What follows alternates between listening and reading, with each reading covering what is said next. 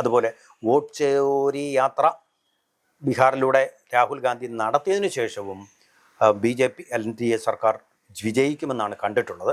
അതിൻ്റെ പുറമെയാണ് ഇപ്പോഴത്തെ ഈ ജനപ്രിയ പ്രഖ്യാപനങ്ങൾ. അതുകൊണ്ട് തന്നെ അവർക്ക് തീർച്ചയായിട്ടും ജയിക്കാൻ കഴിയും എന്നുള്ളത് തന്നെയാണ് നമ്മൾ പ്രതീക്ഷിക്കേണ്ടത്. സാധാരണ അട്ടിമറികളൊന്നും ഉണ്ടായില്ലെങ്കിൽ അത് വിജയിക്കും. വലിയ ഹൈഡ്രജൻ ബോംബാണ്, ന്യൂക്ലിയർ ബോംബാണ് എന്നൊക്കെ പറഞ്ഞിട്ട് രാഹുൽ ഗാന്ധി പൊട്ടിക്കാൻ പോയ വോട്ട് ചോരി എന്നുള്ളത് പുഷ്പം പോലെ സുപ്രീം കോടതി എടുത്ത് തള്ളി.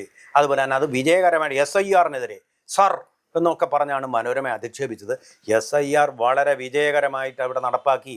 അതായത് കുടിയേറിയ ക്രിമിനലുകൾക്കും അതുപോലെ തന്നെ ഇവിടെ പൗരത്വമില്ലാത്തവർക്കും ഒന്നും വോട്ടില്ലാത്ത ഒരു സ്ഥിതിയിലേക്ക് കാര്യങ്ങൾ പോയി. ഉള്ള വോട്ടെല്ലാം ഒറിജിനൽ വോട്ടുകളാണ്, ഡ്യൂപ്ലിക്കേറ്റ് ഇല്ല, ഫ്രോഡില്ല. അത്തരത്തിൽ ശുദ്ധമായ വോട്ടർ പട്ടികയുമായിട്ടാണ് ഈ തെരഞ്ഞെടുപ്പ് നടത്തുന്നത്.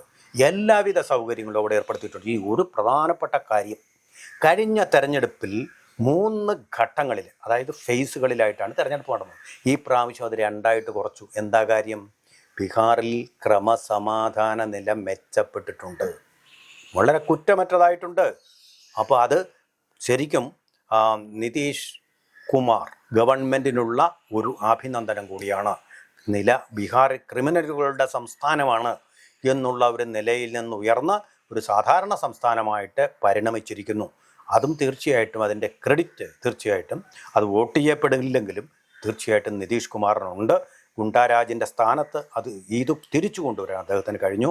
അതുകൊണ്ട് തന്നെ തീർച്ചയായിട്ടും ഈ പ്രാവശ്യം വളരെ ഒരു സേഫ് വിക്കറ്റിലാണ് NDA മുന്നണി കളിക്കുന്നത്.